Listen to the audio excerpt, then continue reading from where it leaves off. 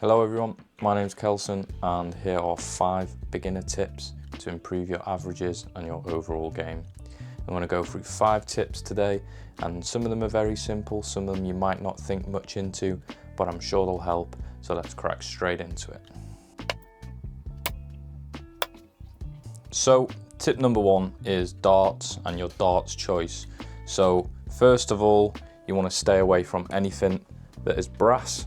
I will go into brass further, but brass are cheap, brass are too big, and you will not improve as a dart player throwing a brass dart. So instead of using something that's brass, big and bulbous, you want to be using a set of tungsten darts.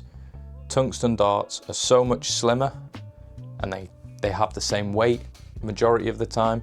If you do start going up weights, they do get a bit chunkier, but nowhere near brass. So in order to get the density for tungsten, you can keep them a lot more slimmer. So I'd always advise going for a tungsten set of darts.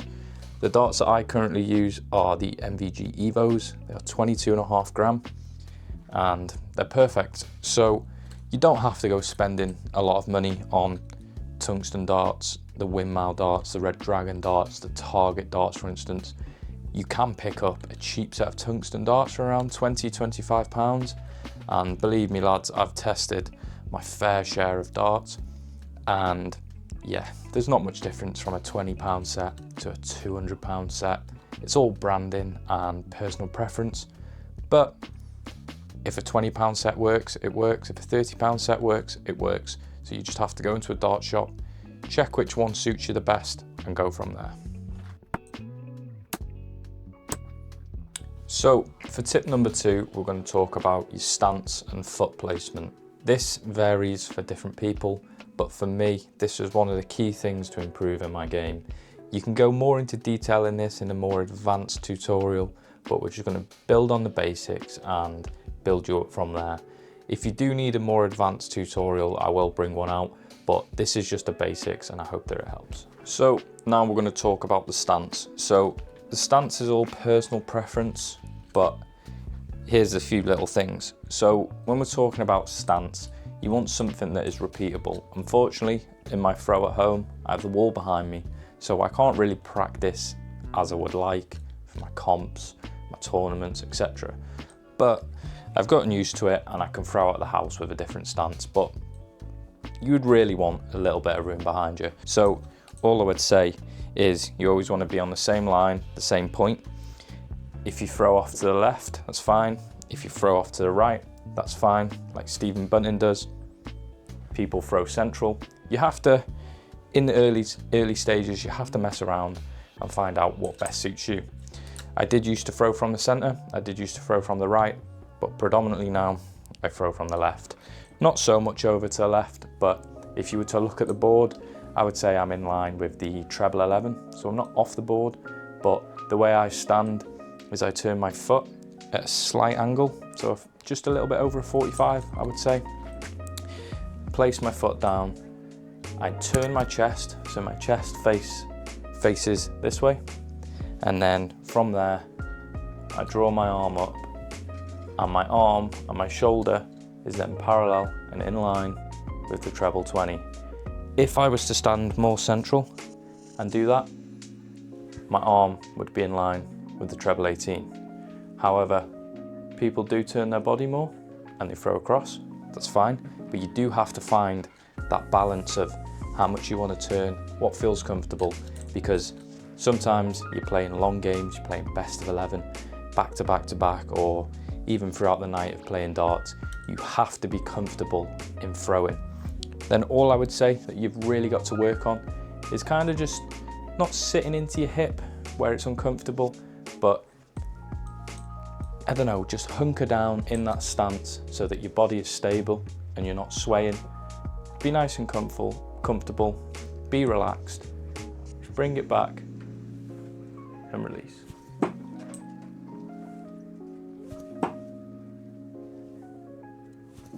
It's all about being comfortable, lads. It's something that you can work on and test different areas out, see what suits you and go from there. Tip number 3 is possibly one of the most important tips, but it is really, really overseen, and you don't really see many people talk about it, and if they do, they don't make a massive effort to tell you how important it is. Tip number 3 is footwear. So as of right now, I am using these. So these are Vapor Max. They've got massive bubbles on the bottom of them, and when you stood there on the oche, there's way too much movement, way too much. I played in these for a while and I realised that I'm straying left and right, and yeah, they're a comfy shoe, but because of the bubbles, there's just far too much movement. I then invested in a proper set of dart shoes. Yeah, they're not the best looking, they have funky front edges, but they're brilliant, they're absolutely brilliant. These are the Triple 20 shoes. They're quite expensive, but I was playing a lot of darts, and if you play golf, you buy golf shoes. So I thought, why not? I got some funny stares when I first bought them. People laughed at them, but it's over now. And I can really guarantee you that this improved my game. Just being so consistently placed against that oche in the same place every time, to having that flat bottom of the shoe with no movement, and how straight that I stayed whilst wearing these compared to when I wear my Air Maxes, I can feel a huge difference. So footwear is really important. You don't have to go and buy these Air Maxes, Sambas, things like that with a flat bottom, a nice, steady, stable shoe. So on to tip number 4, and that is understanding your throw. Understanding what makes it repeatable and consistent. This will take a lot of hours to understand and really think about, but there's a few little things that you can do to make your throw consistent, repeatable and achievable. Here they are. Right, so tip number 4, a consistent and achievable throw. So it's more simple than it actually sounds. So there are 3 real parts of a throw, and that is the lift, the drawback and the push through. And there's a very simple way of doing it, and this is what I've always done. I think 1-2 months into playing, I heard someone talk about this. I think it was Paul Lim, and it really simplified it for me, and I passed it on to others at the time, and it's helped them. So what you want to do is you want to break your throw down. So in order to break your throw down, there are movements. So A, B and C. They're the 3 movements. They're the components that make a throw. Now that you have those 3 components, all that comes is rhythm, time and tempo. So basically what I'm trying to tell you is, if you're a fast thrower and you pull up, pull back, go, you want to try and time how you throw. So for me, I'm more of like A, B, C, A, B, C.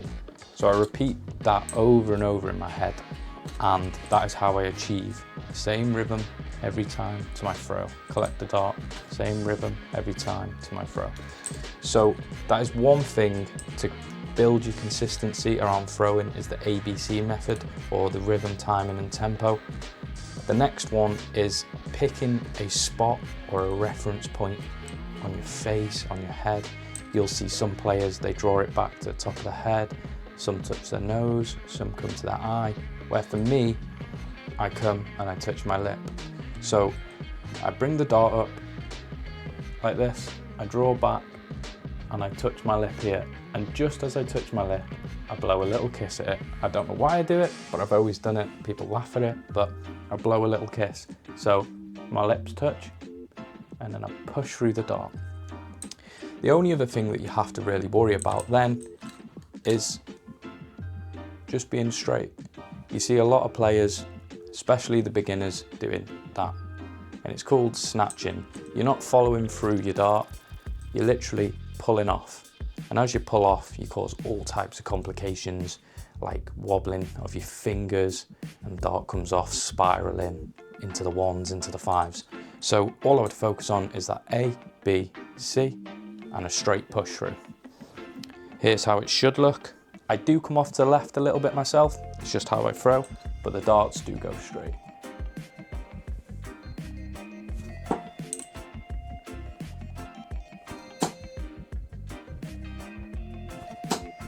And there we have it, ABC.